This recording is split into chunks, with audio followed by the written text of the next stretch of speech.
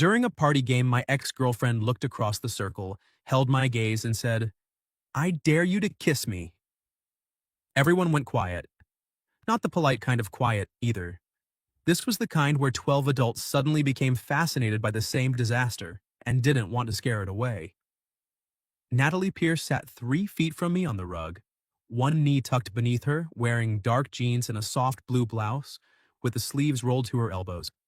Her brown hair was shorter than I remembered. Her eyes weren't. Those were still capable of finding every part of me I'd failed to lock down. "Natalie," our friend Brooke warned softly. "What?" Natalie asked without looking away from me. "It's a dare." There were several problems with that sentence. The biggest was that Natalie and I hadn't spoken in 8 months. The second was that I still knew exactly how she kissed. And the third was that, judging by the slight tremble in her fingers around her wine glass, this wasn't a joke. My name is Owen Bennett. I was 26 years old that night, and I made my living recording other people saying what they meant. Podcasts, commercials, audiobooks, anything that required a microphone and a soundproof room. In my personal life, I had somehow developed the opposite skill. I could take a feeling, bury it beneath reasonable explanations, and make silence sound almost noble. That was how I'd lost Natalie. 11 minutes before her dare, I'd been in Brooke and Camden's kitchen, opening a bottle of ginger ale and pretending my ex-girlfriend wasn't standing 10 feet away. It was Camden's birthday. He and Brooke had invited a dozen friends to their apartment, the same third-floor walk-up where Natalie and I had once spent an entire Sunday helping them assemble a dining table backward. I'd known she might be there. That was what I told myself anyway. In reality, I'd spent 40 minutes choosing a shirt that said I was doing well without looking like I wanted anyone to notice I was doing well. Then Natalie arrived, and every button felt dishonest. She stepped through the doorway carrying a bakery box and laughing at something Brooke had said. When she saw me by the kitchen island, her smile faltered for half a second. Then it came back smaller. "Hi, Owen." 2 words. Perfectly ordinary. My entire body reacted like someone had struck a tuning fork against my ribs. "Hey, Nat." Her eyes dropped briefly to my shirt. "You still wear blue when you're nervous." I glanced down. "You still open with an accusation." "It's an observation." "From 8 months and 10 feet away?" "9 feet," she said. "Approximately." There she was. Not the softened version I'd been carrying around in my head. The real Natalie, quick, exact, and just amused enough to make me want to earn the rest of her smile. She moved to the counter beside me and set down the box. Not across from me. Beside me. Close enough that I caught the faint citrus scent of her shampoo. "What did you bring?" I asked. "Lemon cake." "You hate lemon cake." "Camden loves it." "You once described lemon frosting as furniture polish with ambition." She looked at me then, and for one dangerous second, we were us again. "You remembered that?" I remembered everything. Instead, I twisted the cap off my bottle. It was a weirdly aggressive review. Her smile faded at the edges. "I wasn't sure you'd come tonight," she said. "I wasn't sure you were back." That landed between us more sharply than I intended. Natalie had left Chicago for Portland the previous summer after accepting an 8-month contract with a small design studio. She created illustrations and packaging art, the kind that made ordinary products feel as if someone had loved them into existence. It was the opportunity she'd wanted for years. I had wanted it for her, too. The problem was that I'd been helping my father recover from shoulder surgery while trying to keep my new recording business alive. I couldn't leave. Natalie didn't ask me to, and I didn't ask her to stay. We stood in my apartment on her last night, both of us trying so hard not to be selfish that we became cruel in the most polite way possible. Maybe distance would make things harder. Maybe we were already under too much pressure. Maybe a clean break was kinder. Neither of us said, "Fight for me," so we didn't. "I got back last week," she said. I waited, because surely there was another sentence coming. Something like, I meant to call. There wasn't. Welcome home, I said. Her jaw tightened. Thank you. Camden walked into the kitchen carrying a stack of paper cards and the expression of a man about to make everyone regret loving him. Living room, he announced. Birthday requirement. What is that? I asked. A game Brooke bought. Brooke appeared behind him. It's not my fault. The review said it was sophisticated. The box says truth, dare, or drink, Natalie said. Brooke winced. The reviews lied. I should have left then. I had driven myself. I had an early recording session the next morning. I possessed both a coat and free will. Then Natalie brushed past me on her way to the living room, her fingertips grazing the back of my hand. It could have been accidental. The way she looked over her shoulder wasn't, so I stayed. We sat in a loose circle around the coffee table. Camden went first and confessed that he'd once pretended to enjoy a 4-hour documentary because Brooke's father was watching it. Brooke admitted she had known. Someone had to text their high school crush. Someone else drank rather than reveal the last person they'd searched online. There was laughter, groaning, the easy cruelty of close friends who knew exactly where the harmless bodies were buried. Then the bottle spun toward Natalie. Camden read from a card. Choose someone in the room, ask them a question, or give them a dare. They can refuse, but they have to tell you why. That sounds poorly designed, I said. It sounds wonderfully designed, Brooke replied. Natalie stared at the card for a moment. The room waited. Then she lifted her eyes to mine. I knew that look. I'd seen it before job interviews, before she showed a client work she cared about, and once before she told me she loved me. It was courage with nowhere left to hide. Owen, she said. My mouth went dry. She placed her wine glass on the table as if she didn't trust herself to hold it. I dare you to kiss me. The silence that followed seemed to push us closer. I could have laughed it off. I could have refused. I could have protected us both with one of my well-practiced, reasonable answers. Instead, I stood. Natalie's breath caught. I crossed the small space and stopped in front of her. She looked up at me, and beneath the challenge in her expression, I saw something that made my chest ache. Hope. Stand up, I said quietly. She did. We were close enough now that the room disappeared at the edges. I could see the tiny gold flecks in her brown eyes. I could see her pulse beating at the base of her throat. Her voice dropped to a whisper. Are you refusing? No. Then what are you doing? Making sure. Of what? That you're not asking because 12 people are watching. Natalie glanced around as if she'd genuinely forgotten them. Then she looked back at me and stepped closer, leaving barely an inch between us. I'm asking because you're watching. That was it. I touched one hand to her cheek and kissed her. It wasn't wild or careless. It was worse. It was familiar. Her fingers curled into the front of my shirt, and the first gentle contact became something warmer, deeper, full of 8 months' worth of restraint collapsing at once. I remembered the shape of her mouth. She remembered the way I held her. Someone near the couch whispered, "Oh, wow." Natalie smiled against my lips, and that tiny movement nearly undid me. When we finally pulled apart, the room stayed silent. I kept my hand at her waist. She didn't let go of my shirt. That answer your question? I murmured. Not even close. A nervous laugh moved through the circle, but Natalie wasn't laughing. Her eyes had turned bright. I didn't come tonight for Camden's birthday, she whispered.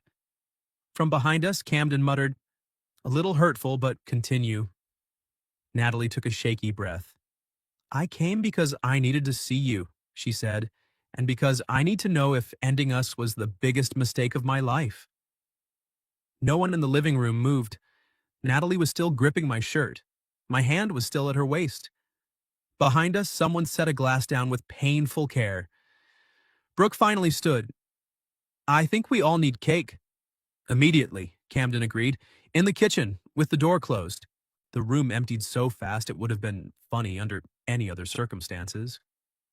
When we were alone, Natalie released my shirt and smoothed the wrinkled fabric with both palms. Sorry, she murmured. For kissing me or ruining my shirt? Your shirt was always doomed. I caught one of her hands before she could pull away. Natalie, she went still. You can't kiss me like that, tell me our breakup might have been a mistake, and then apologize for wrinkles. I know. Do you? Her fingers turned beneath mine until our palms met. I had a better speech, she said. It involved complete sentences and significantly less public humiliation. You dared me to kiss you in front of 12 people? I panicked. That's how you panic now? Portland changed me. Despite everything, I laughed. Her expression softened at the sound, and that hurt more than the silence had. Can we go somewhere? She asked. I want to talk to you without Camden listening through a door. From the kitchen came a muffled thump, followed by Camden saying, I dropped a fork. Natalie raised an eyebrow. Very stealthy, I called. Thank you. I found our coats. We escaped down the back stairs while everyone remained in the kitchen pretending not to watch through the window. Outside, February had turned the sidewalks silver with old snow. The air was cold enough to clear the wine and adrenaline from my head, though not the memory of Natalie's mouth. She wrapped her scarf twice around her neck. Where are we going? I asked. The Blue Hour? I stared at her. What? That was our first date. I remember. Do you? She gave me a pointed look.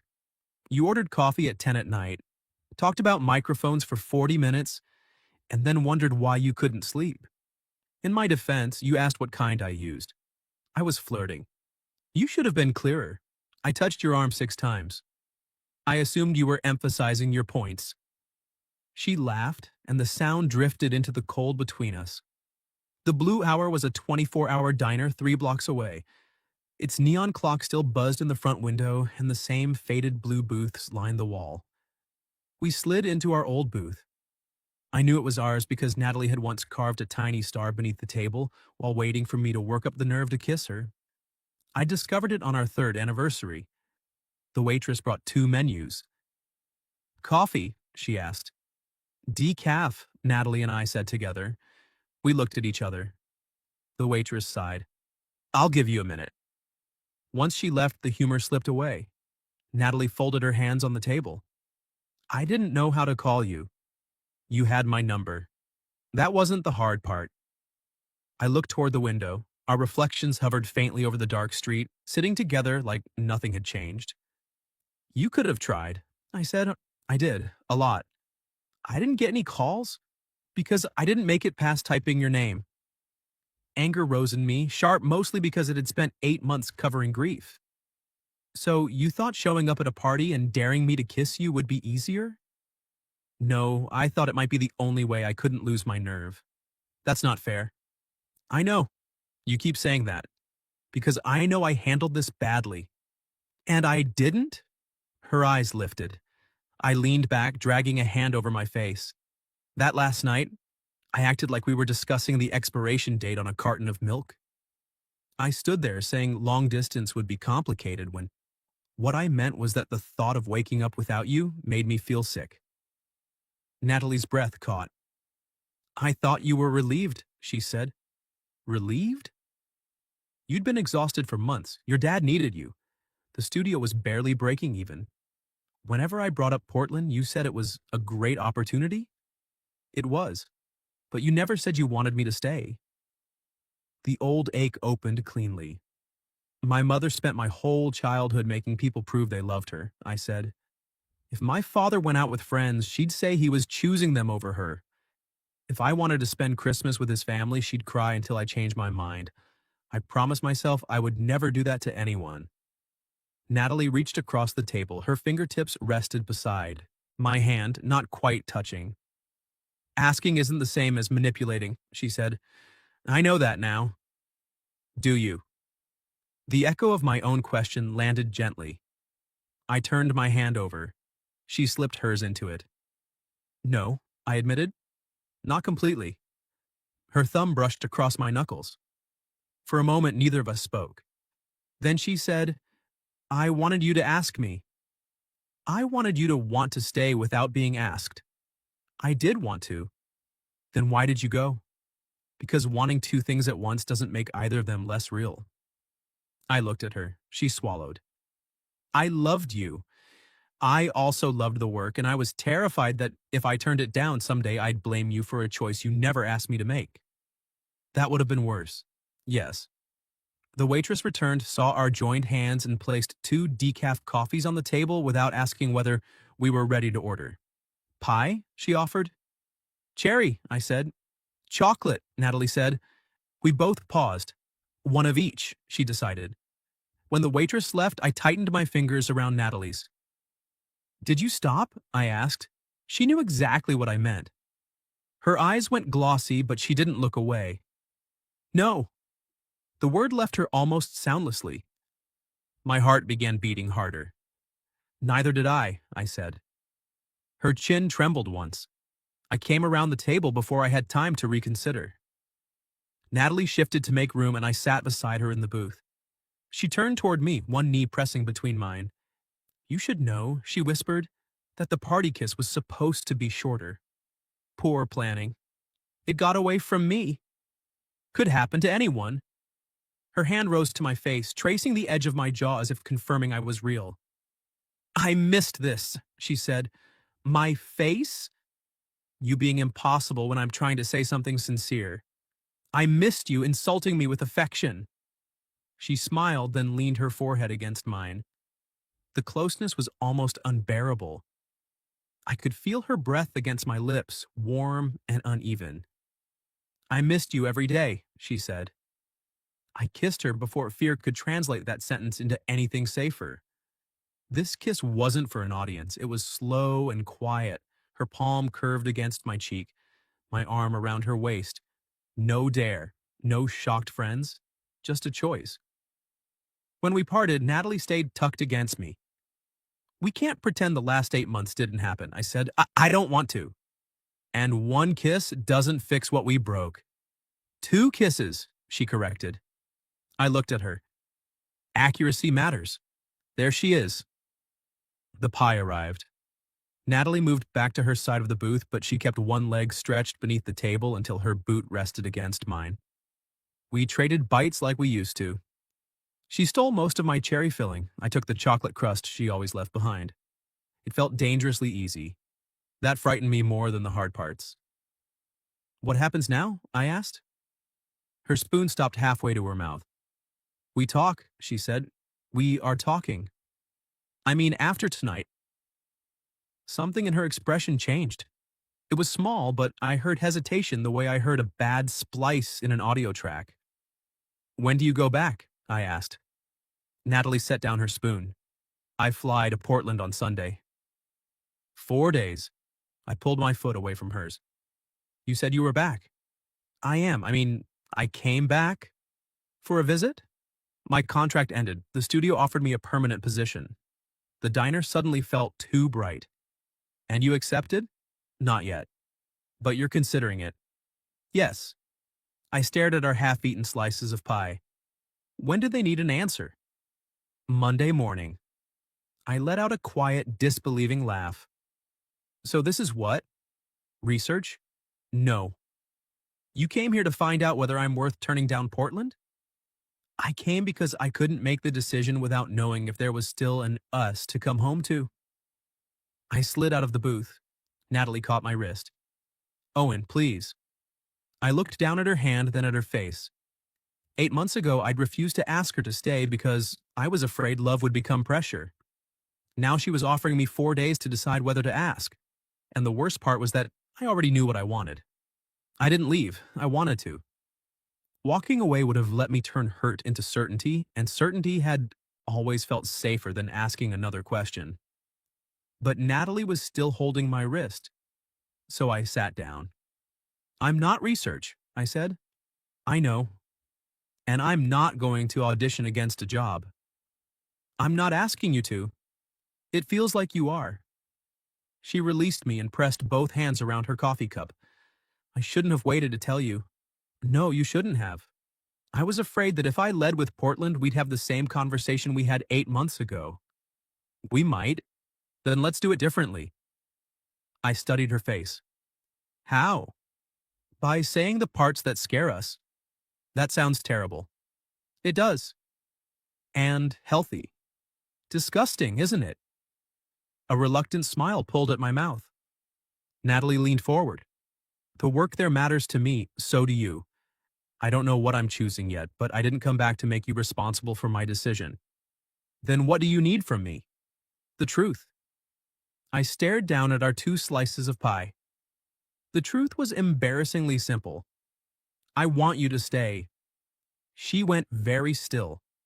Every instinct I'd developed since childhood told me to soften it, to add conditions, to make sure she understood she didn't owe me anything.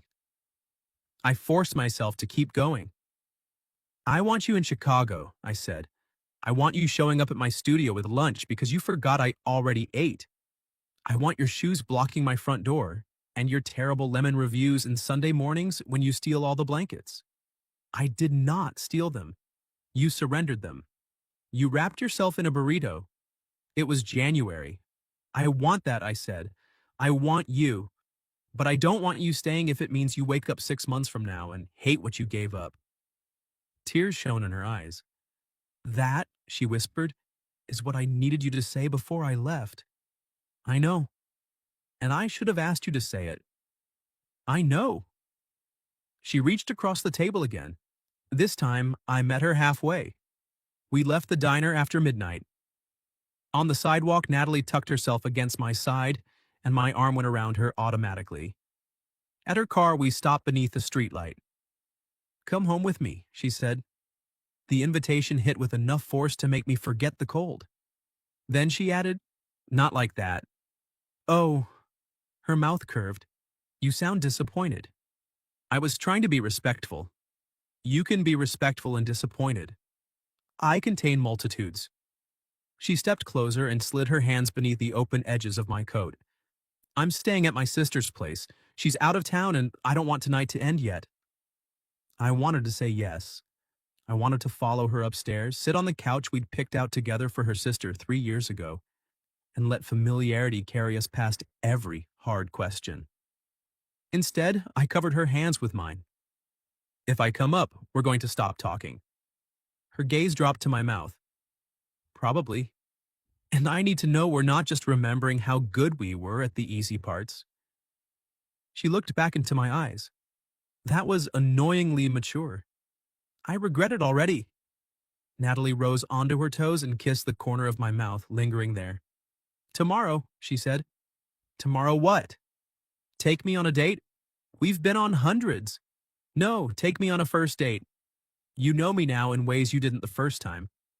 I want to know who you became while I was gone. That question followed me home. The next afternoon, Natalie arrived at my recording studio at 6, wearing a green wool coat and carrying 2 paper bags. The studio occupied the second floor above a used bookstore. It consisted of a control room, 2 recording booths, and an office that still smelled faintly of the previous tenant's incense. She lifted the bags. Dinner. I already ate. Her smile broke wide. You missed me. Painfully. She had brought dumplings from the tiny restaurant near my old apartment. We ate them on the floor of the larger booth because my desk had disappeared beneath invoices and cables. Natalie turned slowly, taking in the acoustic panels and suspended microphones. You did this, she said. Mostly, my friend Darius helped install the glass. No, I mean all of it. You used to talk about having your own studio, and now you do. The pride in her voice made me look away. It's not exactly thriving yet, but it's yours. She touched the edge of the mixing console with reverent care. Natalie always understood that making something and believing in it were different kinds of courage. What are you working on? She asked. A children's audiobook. The narrator had to cancel today, so I'm behind. Can I see? I pulled up the illustrated manuscript on my monitor. It was a story about a fox searching for the moon. Natalie read the first page silently, then glanced toward the booth. Let me try. You narrate now? I have a voice. You also panic in front of microphones. That was one wedding toast. You called the groom by the dog's name. They were both named Henry. 10 minutes later, she stood behind the glass wearing oversized headphones. I adjusted the microphone while she watched me through the window. Read from the highlighted line, I said into the talkback. She straightened dramatically. Felix searched every silver stream, but the moon was never there. I winced. Oh, why are you British?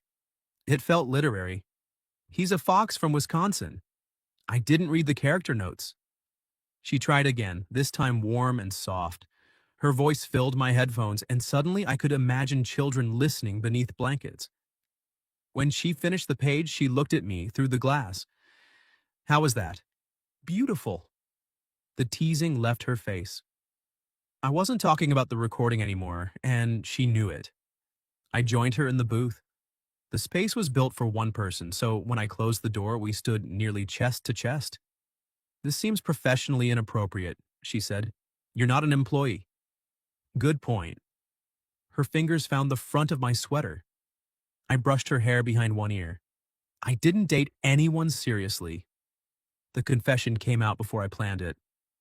Natalie searched my face. Neither did I. Did you date casually? Are you asking as my audio engineer? As the man currently trying not to be jealous of hypothetical strangers. One dinner, she said. His name was Graham. He spent most of it explaining blockchain. I hate Graham. You'd have liked him. You both over-explain things when nervous. I do not. You once drew me a diagram of sound waves on a cocktail napkin. That was educational. She smiled, but it faded quickly. I went home and cried afterward, she said. Not because of him, because he walked me to my building and reached for my hand, and all I could think was that it wasn't yours. My thumb traced her cheek. I'm sorry. I'm not telling you so you'll be sorry. Why then? Because you asked for the truth. I kissed her. She leaned into me, pressing me gently back against the padded wall.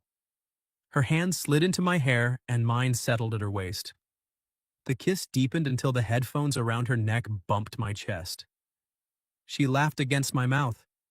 Very romantic, she whispered. State-of-the-art equipment. Is that what you call it? I groaned. You ruined the moment. No, I improved it. I kissed her again to stop her from improving anything else. Later, we walked along the river with hot chocolate warming our hands. Downtown lights trembled across the black water. It felt like a date. Not a replay of an old one, a new one, built by two people who knew exactly how badly they could hurt each other. At the bridge, Natalie stopped. I want us back, she said. My heart kicked hard. Not because I'm lonely, not because being home is familiar.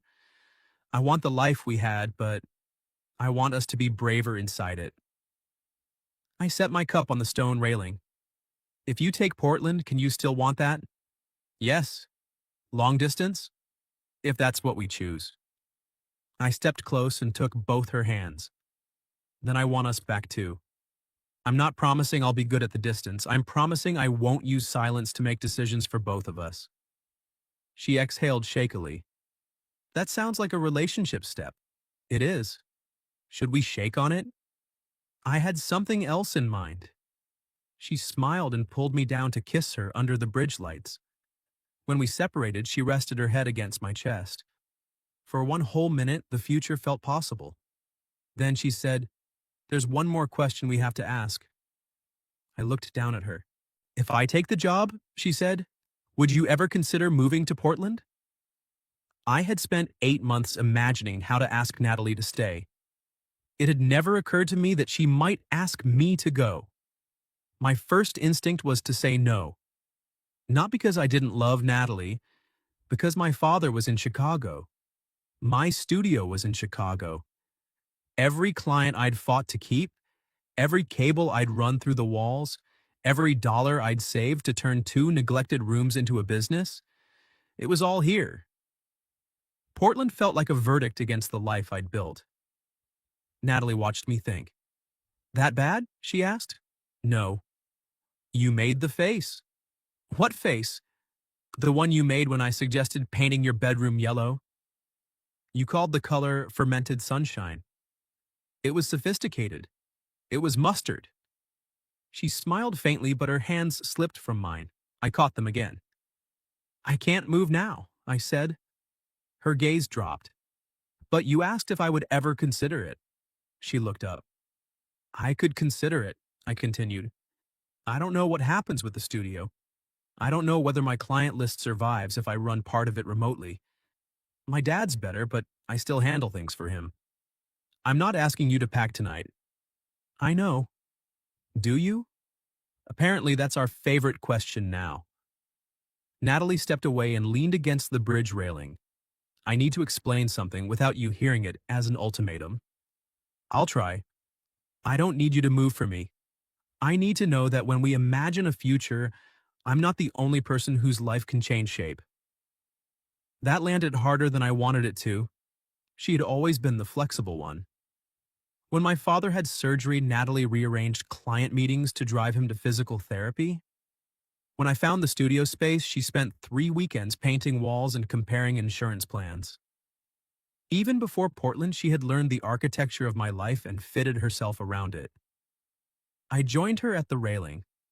You're right, she blinked. That was fast. I can argue if it would make you more comfortable.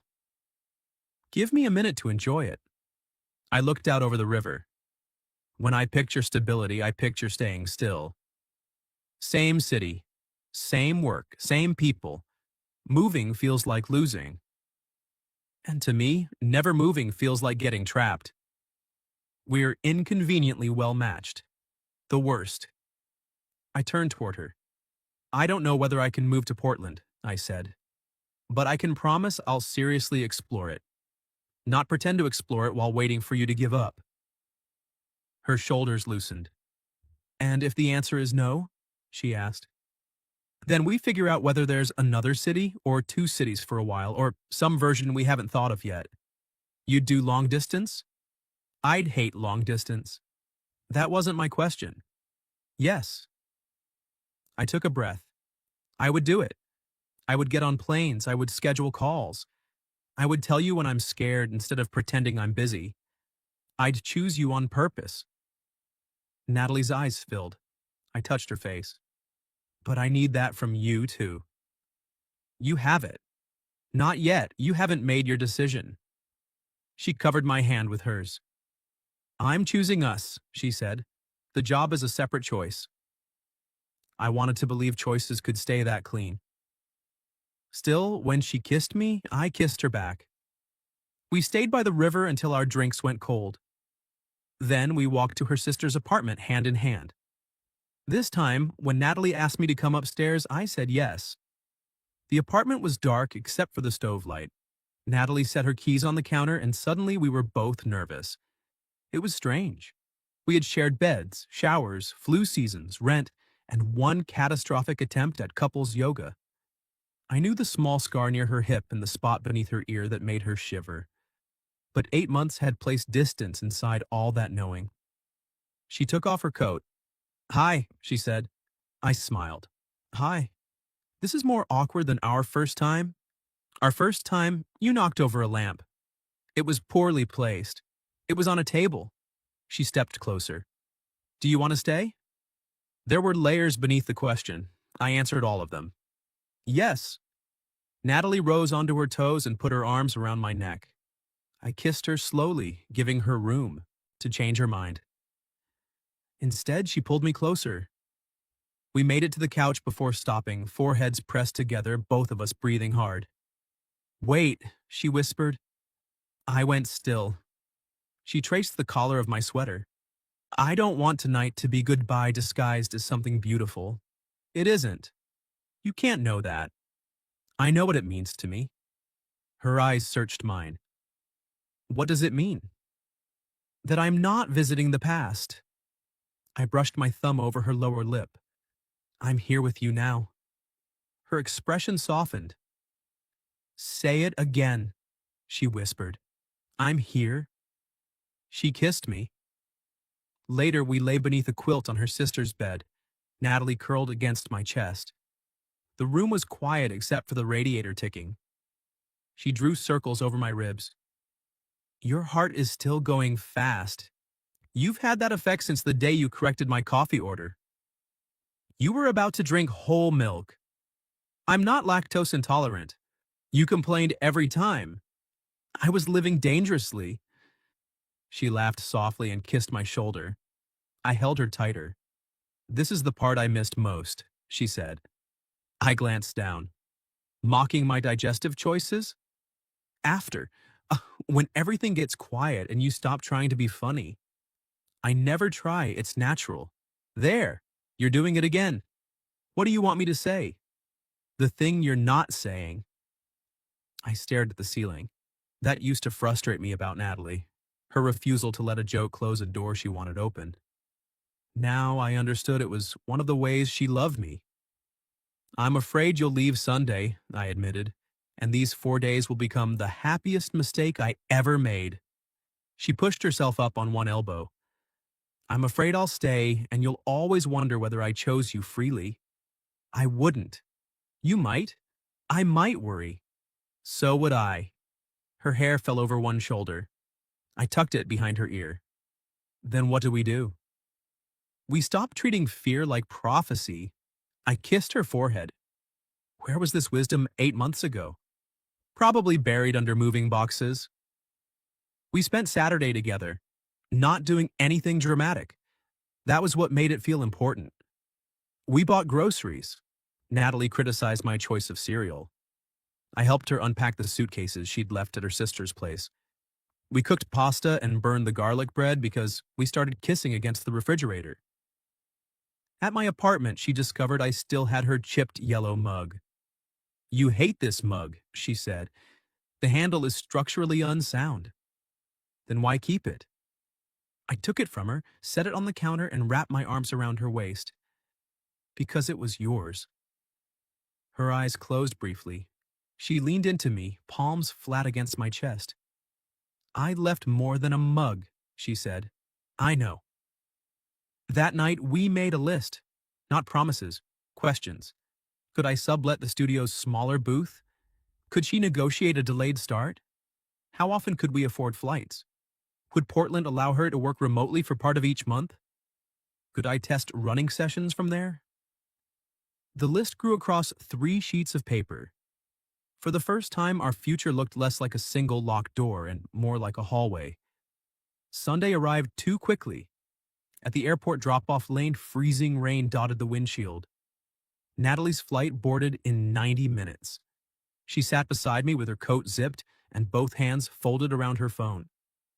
Neither of us moved. I can park, I said. I'll come inside. She shook her head. If you do, I'll miss the flight. Accidentally? No. The word hurt even though I understood it. She turned toward me. I'm not flying back because I've chosen Portland, she said. My things are there. I have to close the apartment and I owe them an answer in the morning. I know. I meant what I said. I'm choosing us. I know. But that doesn't tell me what you're asking for. I frowned. We talked about long distance, about options. We did. We made a very practical list. You love lists.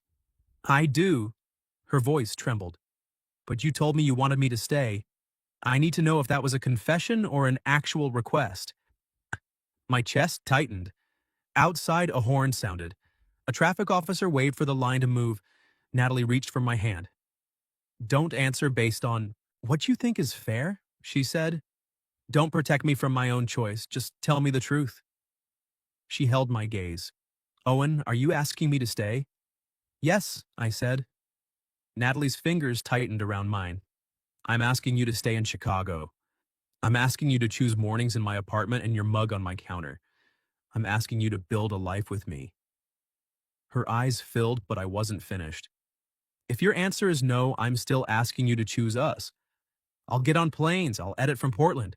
I'll do all the difficult, inconvenient things I was too afraid to do before. The traffic officer knocked on my window. You need to move, he called. 1 minute, I said. You have 30 seconds. Natalie laughed through her tears. I'm trying to declare my love here, I muttered. I don't think airport security recognizes that exemption. I turned back to her. I love you, I said. I never stopped. I want you to stay, but I don't need you to make yourself smaller to prove you love me. A tear slipped down her cheek. I brushed it away. That, she whispered, is an actual answer. I've been practicing. It only took 8 months.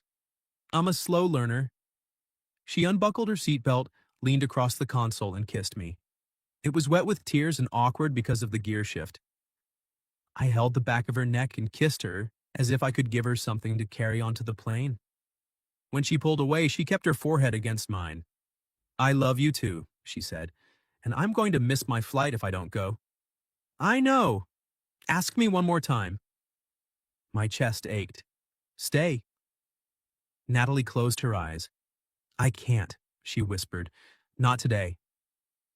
It hurt, but it didn't feel like rejection. She was going back to finish what she'd started.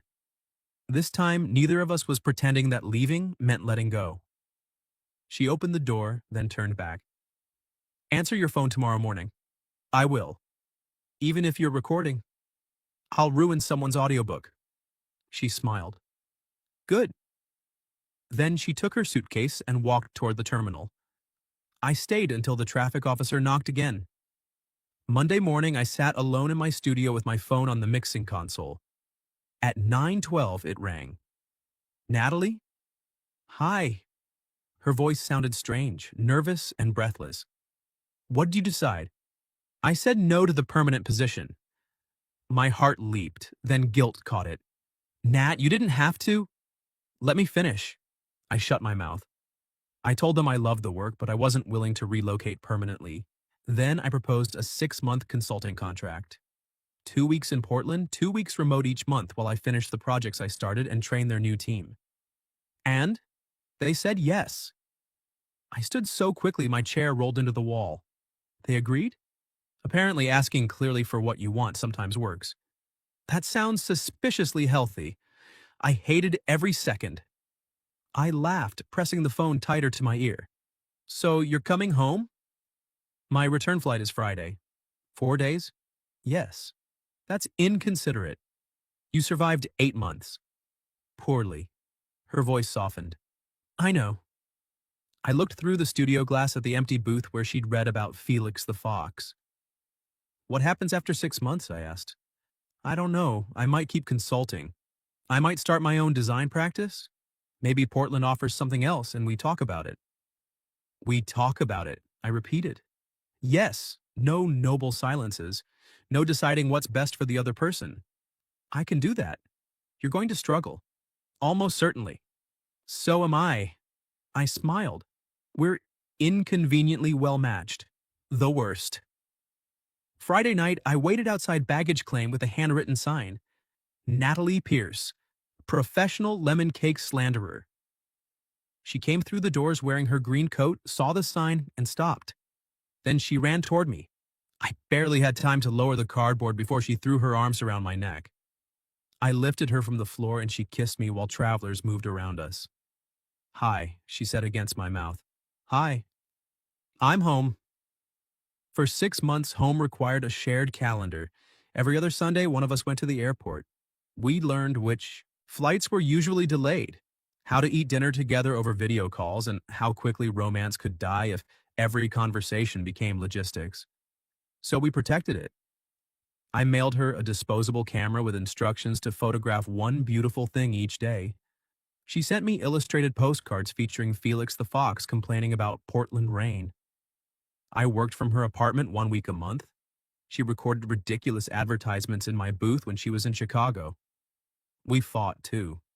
Once she accused me of saying fine when I clearly meant hurt. Once I rescheduled a visit without asking and discovered that being busy did not make me considerate. But we didn't disappear. We said the ugly, frightened things while they were still small enough to hold. By the following spring, Natalie had launched her own design practice. The Portland studio became her first major client, but Chicago was home.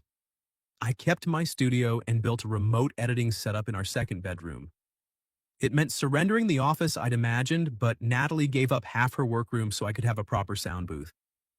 Our future bent in both directions. A year after the birthday party, Brooke and Camden got married. At the reception, Camden placed a familiar box on our table. Absolutely not, I said. Brooke grinned. It's tradition. Natalie drew a card. Choose someone, she read, and give them a dare. The people at our table began laughing before she even turned toward me. Natalie rested her chin on her hand. Owen. I reached into my jacket pocket. Her teasing expression vanished. I'm not accepting another kissing dare, I said as I stood. My last one became very expensive. She covered her mouth. I lowered myself onto one knee. The room erupted, but I only heard her breath catch. Natalie, you taught me that love isn't proven by guessing correctly. It's built by asking, answering, and choosing each other again when the answer is complicated. Tears spilled down her cheeks. So, this isn't a dare, I said, opening the ring box. It's the clearest question I've ever asked. Will you marry me? Yes. She didn't wait for me to stand. She dropped to her knees, wrapped her arms around me, and kissed me while our friends cheered. Later, beneath strings of warm lights, we danced with her hand against my heart and the ring shining on her finger. You know, she murmured, you could have just kissed me that first night. I did. You made a speech first. I was making sure. Natalie smiled and pulled me closer. This time, neither of us needed a dare. What would you have done if your ex looked at you during a party game and dared you to kiss her? Have you ever experienced something similar where one brave moment reopened a relationship you thought was over? Tell me your story in the comments.